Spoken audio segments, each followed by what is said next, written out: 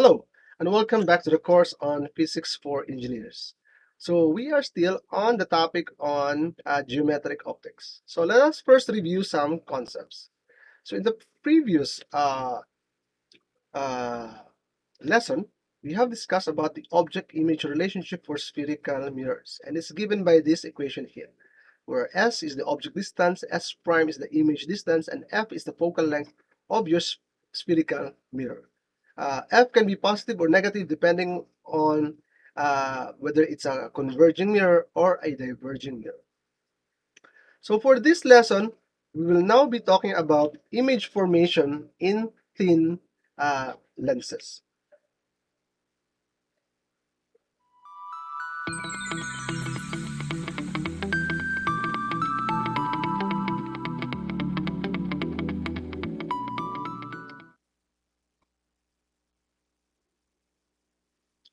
So a thin lens is an optical system with two spherical refracting surfaces, and the distance between them can be negligible. So there are two types of thin lenses, similar with mirrors, spherical mirrors. You have converging lenses and diverging lenses. A converging lens is a lens where it's thicker at the center as compared to the edges. So in this figure, you have three types of converging lens: a meniscus, a plano-convex, and a double convex. So uh, they're uh, they're composed of a plane or a spherical refracting surface. So all rays that enters the lens will converge when exiting the lens. Hence, it's called a converging lens. So similar with converging mirrors, most of the time, the rays reflected by the mirror are converging. So in this case, the rays refracted by these converging lenses will actually converge to form the image. Hence, their name, converging lenses. So you also have diverging lenses, and it's any lens that is thinner at the edges, uh, thinner at the center as compared to the edges. So all rays that enter the lens diverge when they exit the lens. So for converging lenses, rays will actually converge to form the image, and for diverging lenses, the rays exiting, the outgoing rays or the refracted rays from a diverging lens will actually spread out, will actually diverge. So for a converging lens, similar with converging and diverging mirrors, for converging lens, the focal length is positive. For a diverging lens, the focal length f is negative. So you must always remember that for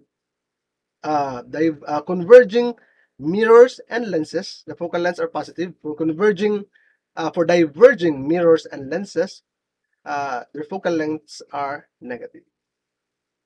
So the same is both true for mirrors and lenses. So this is the principal ray diagram in the image formation through converging lenses. So you will notice that there are three principal rays here. Ray number one, ray parallel to the axis, will be uh, refracted passing through the second focal point, and the ray through the center will not be refracted, and the ray passing through the first focal point will be refracted parallel to the axis. So that's the image formation in converging lenses. So in converging lenses, objects far, when I say far, behind the focal point, from a converging lens have real and inverted images, and they're usually smaller. But sometimes there are also cases that they are larger, but they're always real and inverted. So this is a converging lens, basically a magnifying glass. And when you see objects through a magnifying glass, far objects will be inverted. So these are the image formation of converging lenses at different object distances. You will notice as the object goes near the first focal point, you will notice that the image becomes larger. So it's still real and inverted, but it's larger. And if the object is exactly at the first focal point, then there will be no image formed. Now, here's the interesting thing. If your image is very near the lens or inside the focal length, if your object, then what happens is you will have a virtual and erect image. So this is the only time that a converging lens will have diverging rays.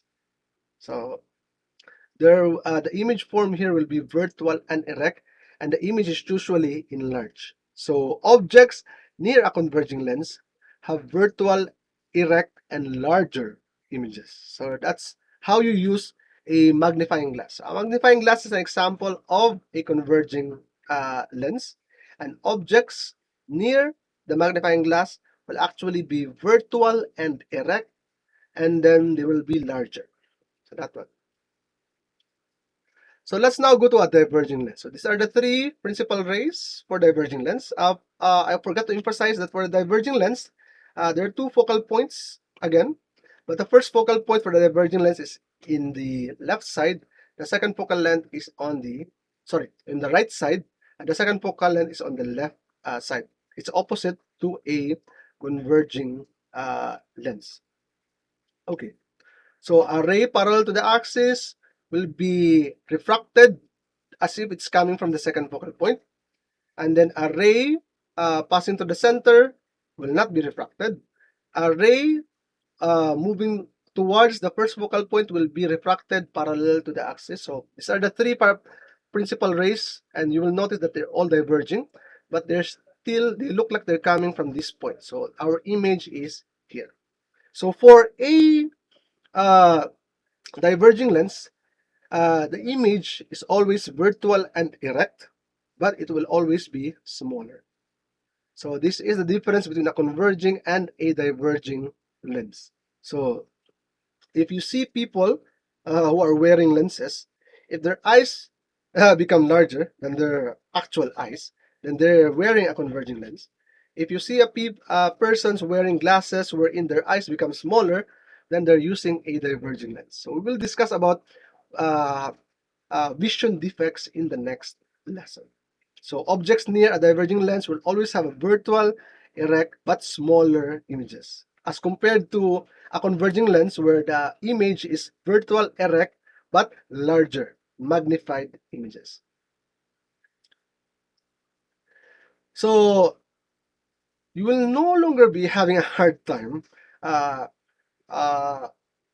uh, finding the object image relationship or understanding the object image relationship in thin lenses, because it's exactly the same as the spherical mirrors. So 1 over s plus 1 over s prime is 1 over l, the same formula. So again, positive focal length for converging lenses, negative focal length for diverging lenses. The magnification equation is still the same. The sign rule still the same for image and object height. And But this is the main difference. The focal length uh, in spherical mirrors, the focal length is 1/2 of the radius of curvature.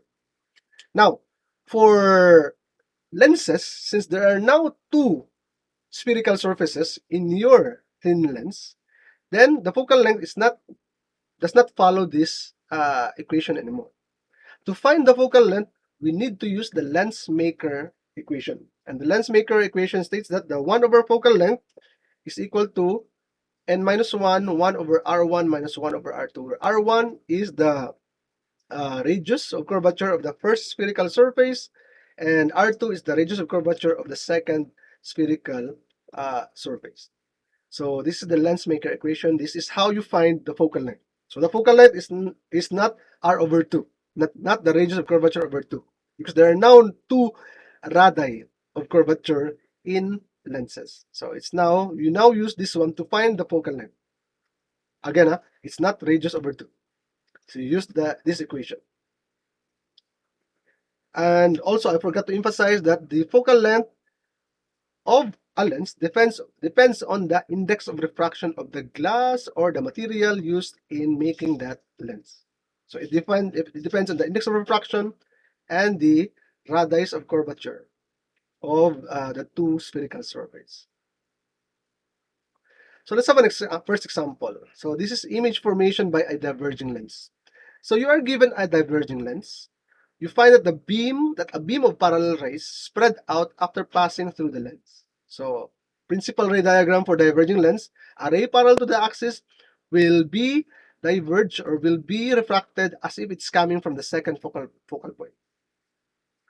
So passing through the lens, as through all the rays come from a point 20 centimeter from the center. So basically, this 20 centimeter is the focal point or the focal length of your diverging lens. But since this is diverging, the actual focal length is actually negative 20 centimeters.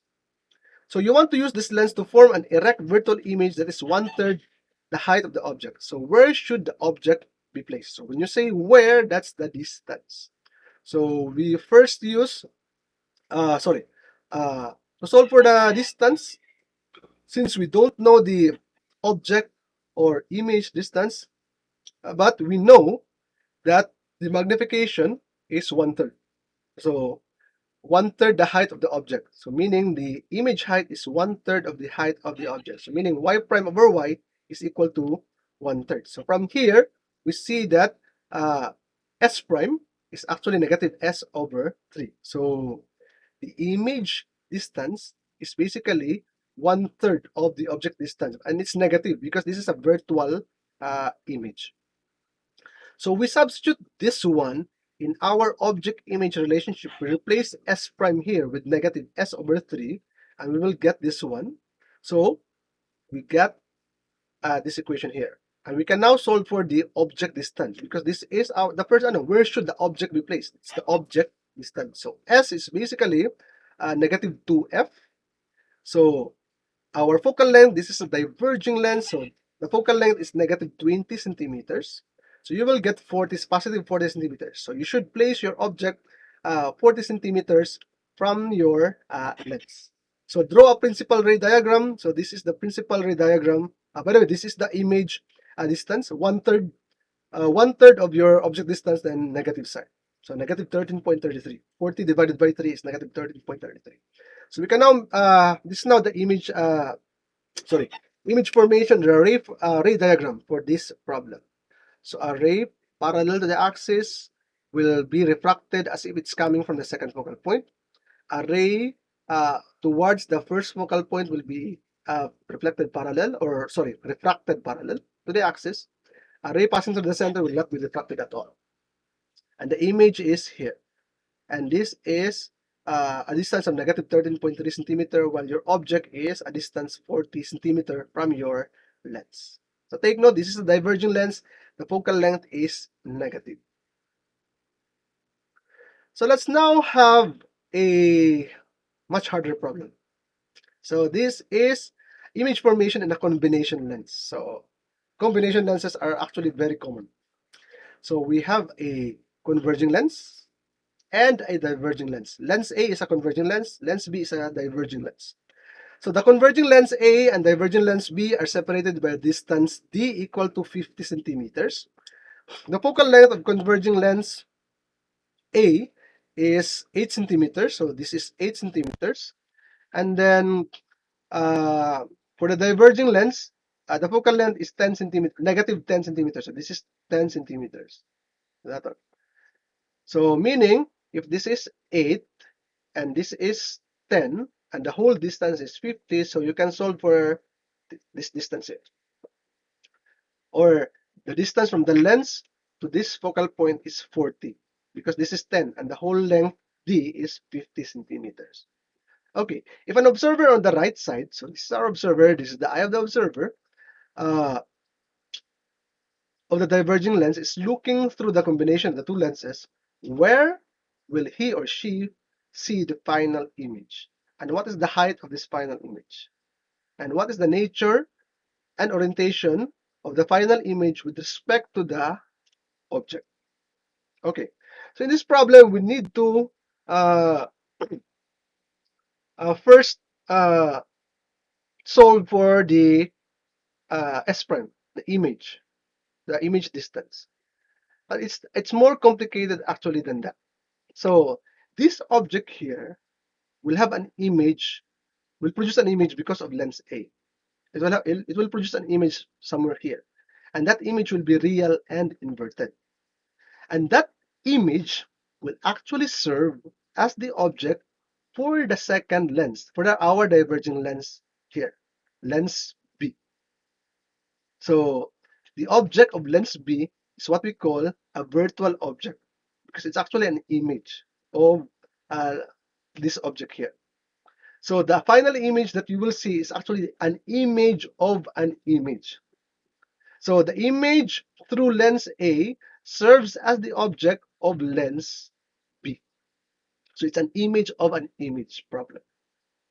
So let's first solve for the image produced by lens A due to the object YA. So knowing this equation, we have subscripts A here to determine that this is the image through lens A. And we can solve for the image distance.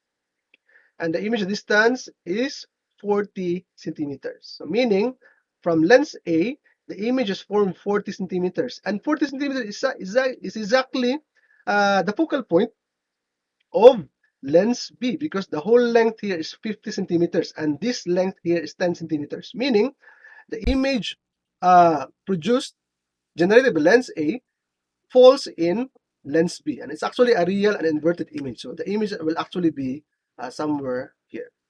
Sorry.